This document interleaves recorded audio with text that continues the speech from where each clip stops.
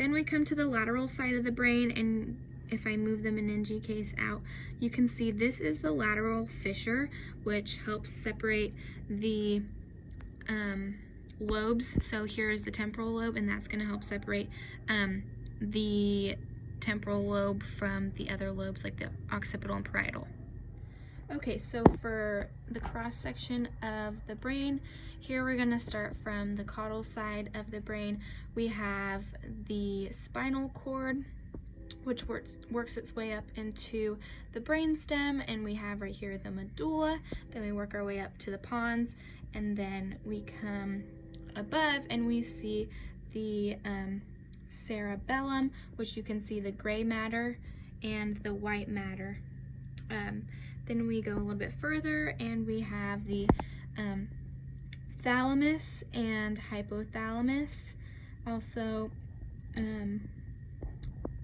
up above, a little bit right here, we have the pineal gland, and then right here below is the pituitary gland, which controls a lot of the hormones.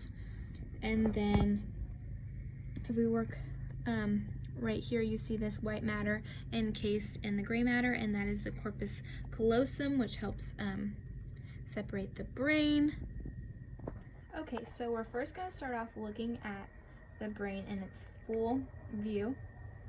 Here you can see we have the optic nerve coming out, and this is the side.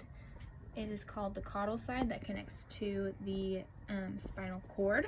Then we have the rostral side, which is the front of the brain, and that is where your forehead would be. Then on top we have the dorsal side of the brain, and on the bottom we have the ventral side. And while we're on the ventral side, you can see where the meninges are still intact, and right under these meninges right here are the vesicles. And then we move to the top of the brain, and you can see the nerves in the brain. And then we have the lobes. So we have the frontal lobe right here, which is on the rostral side. We have the temporal lobes on both sides of the brain, and then we have the parietal lobe, and back here we have the occipital lobe. So my brain didn't come with the meninge casing, but there still is a little bit on the ventral side. So you can see this white fleshy part that's very easily unconnected to the brain. That is the meninges.